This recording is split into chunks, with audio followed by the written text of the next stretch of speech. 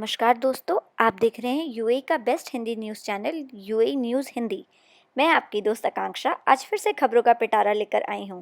तो शुरू करने से पहले जो लोग हमें पहली बार सुन रहे हैं, प्लीज़ सब्सक्राइब का बटन दबाएं, वीडियो को लाइक करें और बेल आइकन पर क्लिक करें। यूएई की ताज़ा तरीन खबरों के लिए अब आप हमें इंस्टाग्राम और फेसबुक पर भी फॉलो और लाइक करें, जिसका लिंक डिस्क्रिप्शन बॉक्स में दिया गया है, ताकि यूएई की हर खबर से अपडेटेड रहें। United nation conference on trade and development द्वारा जारी वर्ल्ड इन्वेस्टमेंट रिपोर्ट में बताया गया है कि मध्य पूर्व के देशों में यूएई में सबसे ज़्यादा फॉरेन डायरेक्ट इन्वेस्टमेंट हुआ है। इस मामले में टर्की को पीछे छोड़कर यूएई नंबर 1 पर पहुंच गया है। यूएई में वर्ष 2019 में एफडीआई 34% बढ़कर 51.4 बिलियन दिरहम हो गया है, जो कि पूर्व में 38.2 बिलियन दिरहम था। यह अमेरिका के प्राइवेट इक्विटी फर्म्स द्वारा अबू धाबी के एनर्जी सेक्टर में निवेश के कारण संभव हुआ है। सबसे अधिक FDI Abu Dhabi national oil company में हुई है। यूएई द्वारा देश के बाहर किए गए एफडीआई में भी 5.5% की बढ़ोतरी हुई है। यह $15 बिलियन से बढ़कर $16 बिलियन हो गया है। अबू धाबी हेल्थ अथॉरिटी द्वारा कोविड-19 मरीजों के लिए होम क्वारंटीन को आरामदायक और सुविधायुक्त बनाने के लिए free food, tele consultation, laundry और वेस्ट मैनेजमेंट की सुविधाएं उपलब्ध कराई जा रही हैं। एक मेडिकल टीम मरीज के घर पर ही उसका कोविड-19 टेस्ट करेगी जब तक कि टेस्ट नेगेटिव नहीं आ जाता है।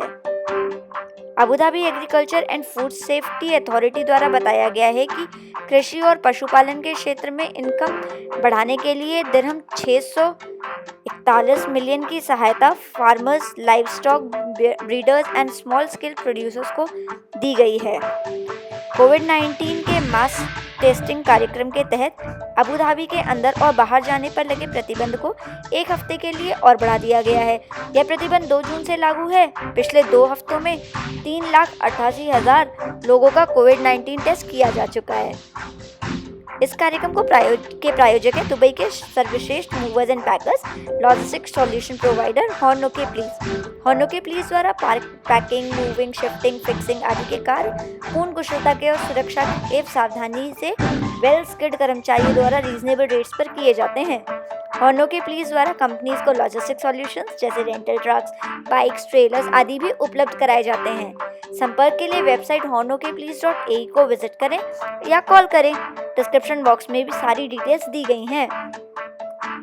Ministry of infrastructure development Abu Dhabi द्वारा एक स्मार्ट प्लेटफॉर्म लॉन्च किया गया है, जो इन गवर्नमेंट बिल्डिंग्स में 5 लाख लोगों के लिए उपलब्ध आवास सुविधा के बारे में रियल टाइम डेटा उपलब्ध कराया करेगा। यूएई के चुनिंदा नागरिकों और निवासियों को कुछ चुनिंदा विदेशी स्थानों के लिए जाने की अनुमति 23 जून से दी जाएगी। चुने जाने वाले लोगों की कैटेगरी और स्थानों की जानकारी बाद में दी जाएगी। अबू धाबी पुलिस द्वारा मंगलवार को एक वीडियो जारी किया गया, जिसमें एक लापरवाह ड्राइवर द्वारा रेड लाइट जंप करने के कारण हुए एक्सीडेंट्स को दर्शाया गया है। 3 एशियन चोर और एक घरेलू सहायक एक अमीराती के घर से 5 लाख दिरहम और जेवरात और नकदी लेकर भाग गए। Major general Mohammed Ahmed Ali Kaabi, chief commander of Fujairah police द्वारा मंगलवार को बताया गया कि शुक्रवार दोपहर उन्हें चोरी की सूचना प्राप्त हुई। एक अमीराती द्वारा सूचना दी गई कि जब वह घर पर नहीं था, उस वक्त उसके घर से दोपहर में उसकी तिजोरी चोरी हो गई है, जिसमें 5 लाख मूल्य के जेवरात और नकदी रखे हुए थे। पुलिस तत्काल सक्रिय हो गई। चोरी का मामला लेकर चोर अजमान क्षेत्र में चले गए, जो उनको अजमान पुलिस के सहयोग से गिरफ्तार कर लिया गया है। घटना के 1 घंटे के अंदर ही चोर गिरफ्तार कर लिए गए, जिनसे जेवरात और नकदी सुरक्षित बरामद कर ली गई हैं। पब्लिक प्रोसिक्यूटर द्वारा कानूनी कार्रवाई की जाएगी यह इन पे। दुबई में बसे एक भारतीय व्यापारी Ali Rao, CEO of Rao holdings, इस कोरोना संक्रमण काल में बेघर लोगों को फ्री में रहने की सुविधा उपलब्ध करा रहे हैं। यह आवासीय सुविधा अलकूज, जबल अली और मुहसिना क्षेत्रों में उपलब्ध है। दुबई टूरिज्म अथॉरिटी द्वारा आज 16 जून को एक सर्कुलर द्वारा गाइडलाइन जारी की गई है, जिसका पालन करना वाटर पार्क्स और शावर रूम्स को विजिटर्स के लिए करना होगा। सोशल डिस्टेंसिंग, सैनिटाइजेशन एवं मास्क जैसी सावधानियां बरतनी होंगी। विजिटर्स द्वारा उपयोग में लाई जाने वाली टॉवेल्स एवं अन्य एक्सेसरीज विजिटर्स को स्वयं ही लानी होंगी। वस्तुएं जिनका सैनिटाइजेशन नहीं किया जा सकता है या कठिन है, वह विजिटर्स के द्वारा शेयर नहीं की जा पाएंगी। पूल के बाहर विजिटर्स और ट्रेनर्स को मास्क या फेस शील्ड लगाना अनिवार्य होगा। भारत चीन सीमा पर स्थित गलवान घाटी में कल रात एक मुठभेड़ में भारतीय सेना के एक कर्नल सहित 20 जवानों शहीद हो गए। विगत कई दिनों से इस क्षेत्र में दोनों देशों के बीच सीमा विवाद चल रहा है, जिसे सुलझाने के लिए दोनों देशों में सैन्य कमांडरों के बीच 6 जून से लगातार बातचीतें चल रही हैं। इसी बीच यह दुखद घटना हुई है, जिससे दोनों देशों के बीच तनाव बढ़ा है और न जाने क्या होने की संभावना है।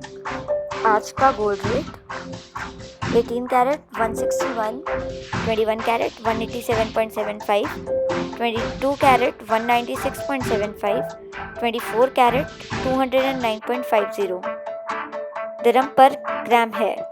कोविड-19 के updates: new cases 346, new recovery 732, new deaths 2, total cases 42,982, total recoveries 28,861, total deaths 293, active cases 13,828, new tests 38,000।